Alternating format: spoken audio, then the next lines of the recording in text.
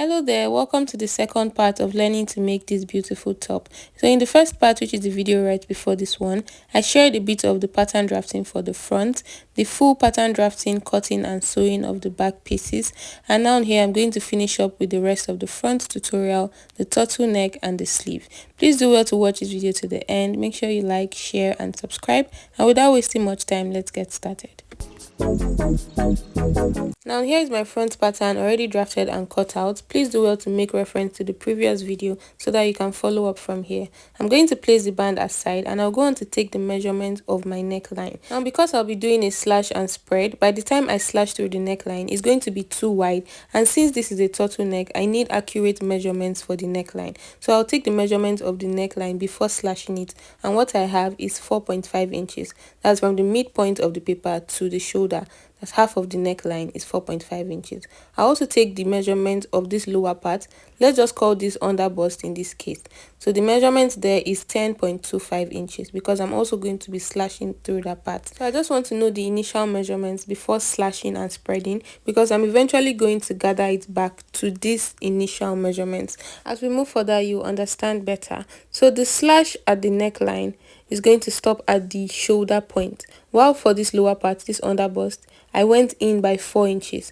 So the neckline here is 2.5 inches. That's the neck width. So if I use 2.5 inches on the under bust line, it's going to be too small. So I want the gathers on the under bust to be wider than the gathers around the neck. So instead of also using 2.5 inches on the under bust, I went on to use 4 inches. So I went in from the middle of the paper on the under bust line by 4 inches. And I'm just going to rule straight lines from the neck down to the under bust. So it doesn't have to be even, but is a bit slanted because the lower part as the under bust is wider than the neck. Now I'll label the lines 1, 2, 3, 4, and I'll go on to slash through all the lines I have just drawn out.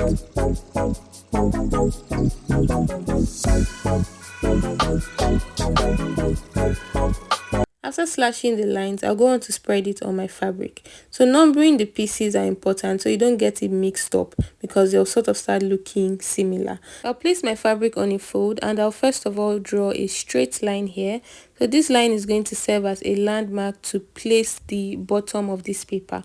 So placing the first paper, the first piece on the line, and placing this first piece on the folded edge of the fabric, and then the second piece is going to follow with 2 inches of allowance before the second piece. So between the first and the second piece, I have 2 inches of allowance at the lower part, and now at the top I am keeping an allowance of 1.5 inches. So I don't want the gathers around the neckline to be as full as the gathers around the under bust, because the width of the neckline is just 2.5 inches and the width of the under bust, where I want the gathers to be, is about 4 inches. That's on a fold. Half of it is 4 inches, while half of the neckline is 2.5 inches.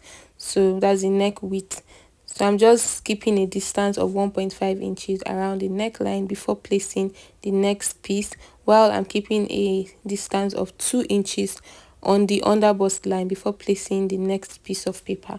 So I hope you understand. Now you can decide to make yours wider. You can decide to keep 3 inches or 2.5 inches or even 1 inch. You can decide to make it smaller. It just depends on how full you want the front to be. So now I'm placing this last piece of paper, which is the largest piece. I'm just going to bend it a bit. You can see it is not straight. If I also place the last piece of paper on the straight line, the allowance around the neckline is going to increase. It's going to be wider around the neckline. That is why I slanted it a bit, so that I can still maintain the 1.5 inches allowance I have been adding around the neckline, and also maintain the 2 inches allowance I've been adding around the under bust line. I really hope you understand. Now I've gone ahead to add 0.5 inches for sewing allowance. I added it all around the neckline, the under bust line, the armhole, except for the side because it already has allowance on paper. Now I'm placing another fabric on a fold. I've placed my band on the folded edge of the fabric, and I've added 0.5 inches all around except for the side as well. I'm going to go ahead and cut out a second band piece. So this second piece is going to serve as the lining. So I'm using the same fabric to line this top. After cutting out the band, I'm just going to label here L, so I know that this is for the lining, and then this is going to just be pleated or gathered to fit this band piece basically. So this is it. Now I'm going to go on to just notch these edges. So where I'm notching is where I want the gathers to stop for this lower part, and then for the top as well, I'll just notch the shoulder point because that's where I want the gathers to stop as well, right on the shoulder. I decided to just trim off this pointy edge at the top because it was looking too irregular.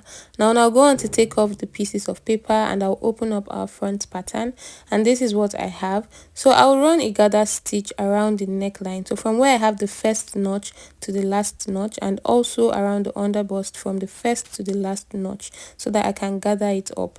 So before I run the gather stitch, I'll just place this aside so I can work on the turtleneck. So to draft and cut out my turtleneck, on a plain piece of paper, I'll rule out a straight line and I'll divide that line into two. I'll just mark the midpoint of the line and I'll label one side of the line front and the other side back. Now I'll mark the measurement of my front neckline on the front part of the line. So remember when I took the measurement before making the slash and spread around the neckline, it was 4.5 inches. So I've just marked that there. Now on the back part of the line, I'm going to take the measurement of the back neckline from the midpoint of the neckline to the shoulder. That is half of the entire back neckline. And what I have is 3.25 inches. So as you know, I have already cut and sewn out the back pieces, and that is where I measured the back neckline from. Now on this front part of the line, I'm going to mark half an inch upwards.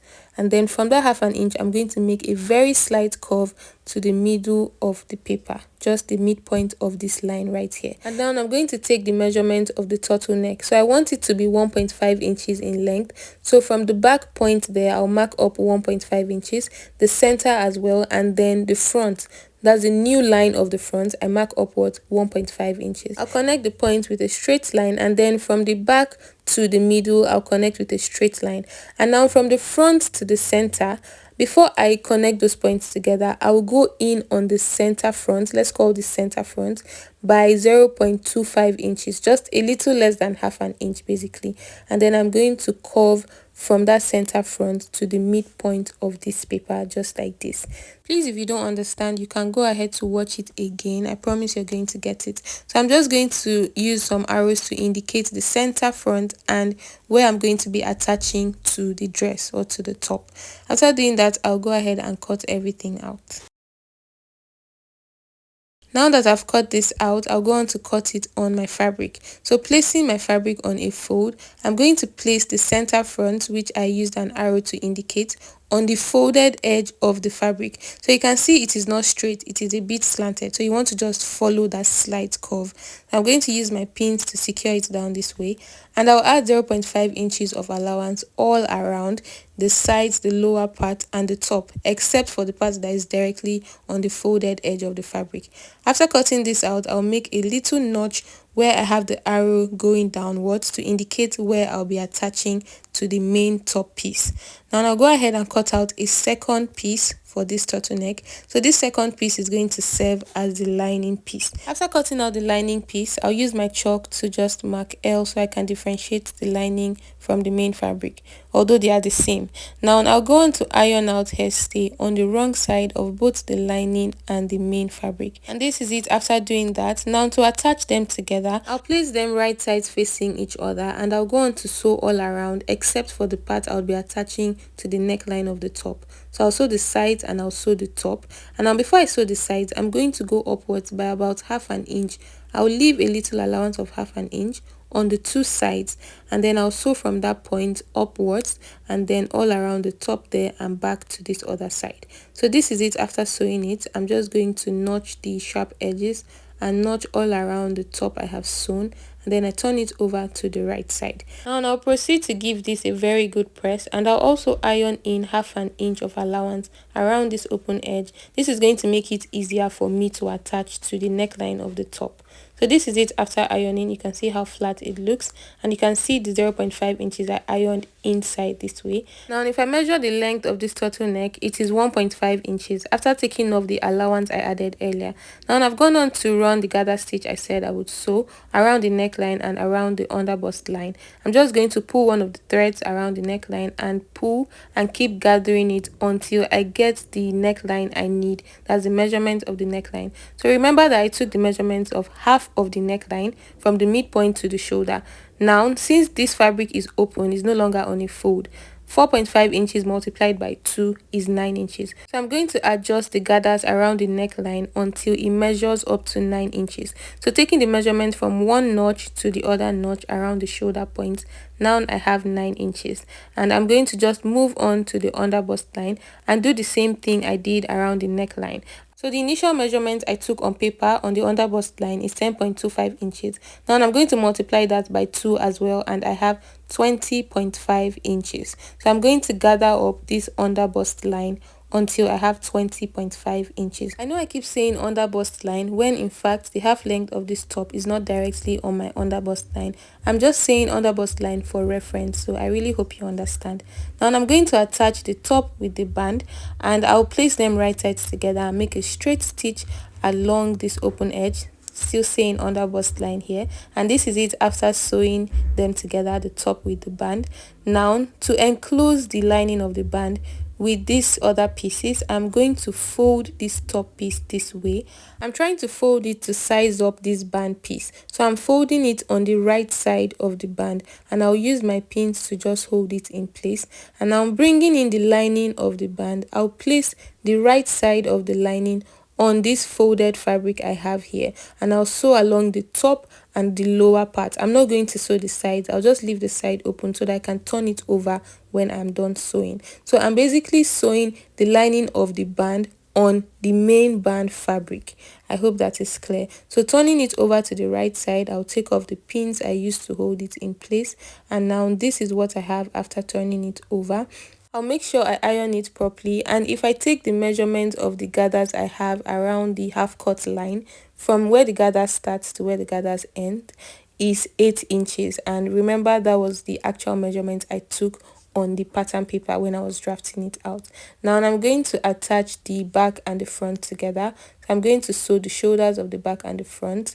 So placing them right sides together, I'll just use half an inch to join the shoulders, and I'm also going to join the sides together as well. So I added an allowance of 1.5 inches when I was cutting it out on paper, and that's what I'm going to use to sew the sides together. So just make sure that all these joinings are aligning properly, and then I'll go on to use 1.5 inches to sew from the armhole down to the waistline. And this is what I have after sewing the shoulders and the sides together.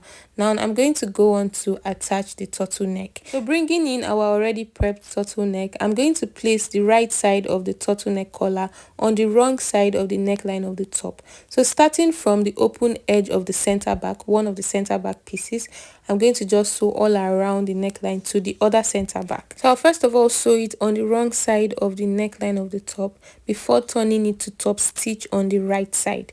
So I'm just going to place it this way from one of the open back pieces to the other open back piece. I hope you understand.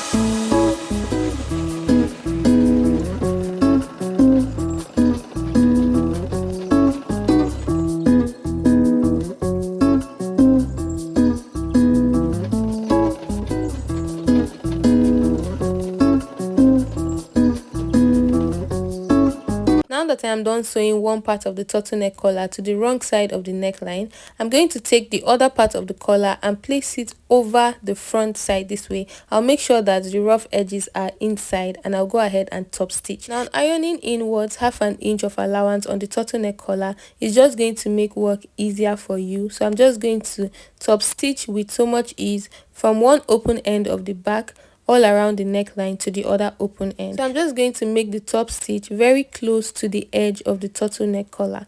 As you can see here, this is it up close. You can see how neat it's looking. I'm just going to continue with a straight stitch until I get to the other open end of the back.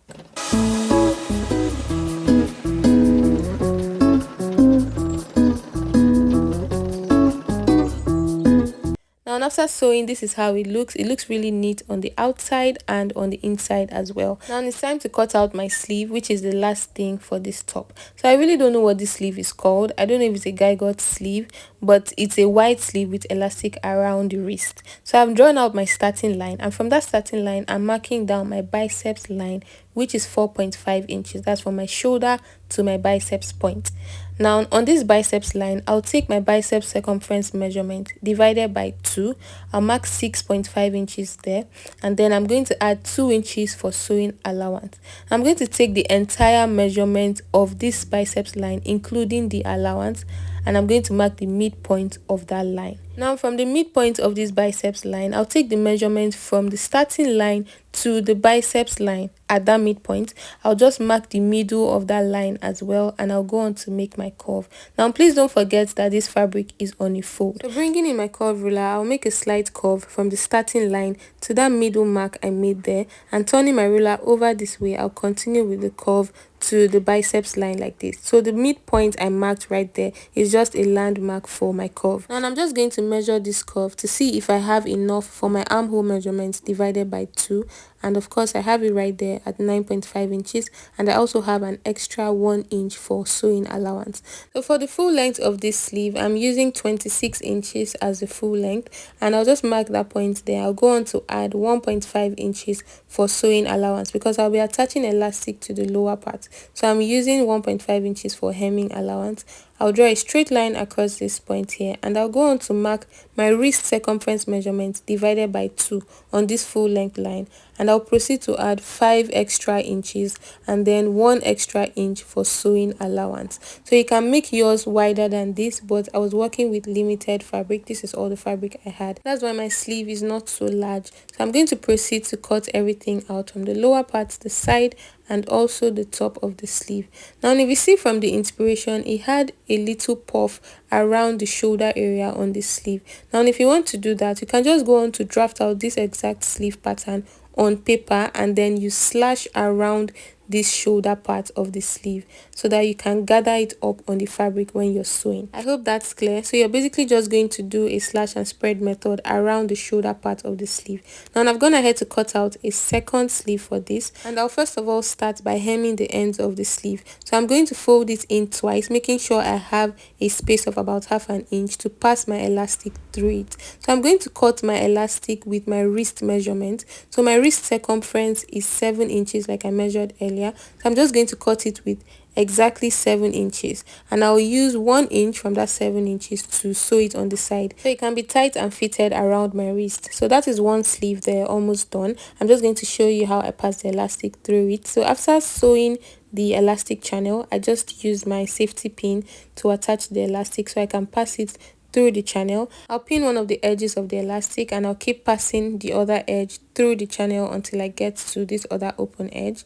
Now I'm going to also pin this as well, and I'm going to place the sleeve right sides together, and I'll sew from the armhole of the sleeve straight down with 1 inch of allowance all the way to the wrist of the sleeve.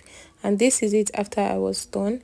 I'm now going to attach the sleeve to the top. So placing it this way, I'm just going to attach the armhole of the sleeve to the armhole of the top basically, and this is everything after I was done. We finally come to the end of this tutorial. The top came out looking so nice. These ropes are going to be tied at the center back, and I'm going to finish up the turtleneck at the center back by attaching these hooks to it. So I think these are bra hooks, and I used 2 pairs of it. I'll just use my hand needle and thread to sew the hooks to the wrong side of the turtleneck collar, and this is how the top came out looking on me. So beautiful.